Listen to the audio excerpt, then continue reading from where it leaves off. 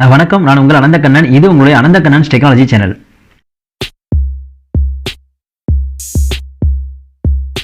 இப்ப லேட்டஸ்டா வெளியிட்ட வரைவு வாக்காளர் பட்டியல் 2026 ஓட்டர்ஸ் லிஸ்ட்ல உங்க பெயர் இருக்கா அப்படின்னு செக் பண்ணிக்கலாம். இல்ல உங்க பூத்ல இருக்கிற எல்லாருடைய பெயர்லயும் உங்க பெயர் இருக்கா அப்படின்னு செக் பண்றதுக்கு அந்த பிடிஎஃப் மொத்தமா நீங்க டவுன்லோட் பண்ணிக்க முடியும்.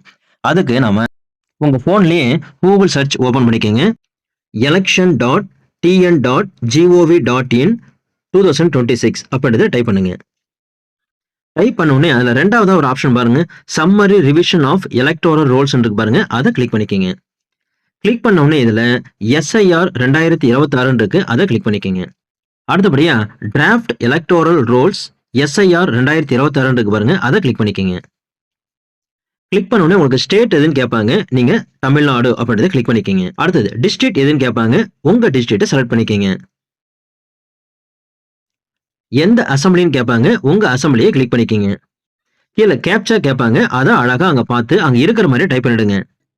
கேப்சா டைப் பண்ண பிறகு கீழே சர்ச்சில் வந்து உங்க பூத் வந்து எந்த ஸ்கூல் அதனுடைய பேர் என்னவோ அதை டைப் பண்ணுங்க.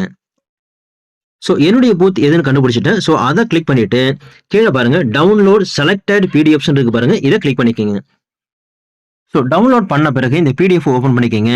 உங்க பூத்துல இந்த 2026 வரைவு வாக்காளர் பட்டியலில் யார் யாரெல்லாம் இருக்காங்க, இதுல உங்க பெயர் இருக்கா அப்படின்றத ரொம்ப எளிமையா கண்டுபிடிச்சிக்க முடியும்.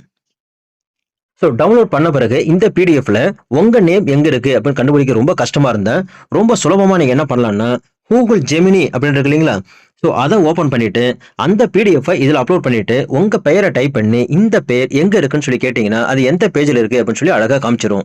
ஸோ சாட் ஜிபிடிலையும் கொடுத்து கண்டுபிடிச்சிக்கலாம். தேங்க்யூ.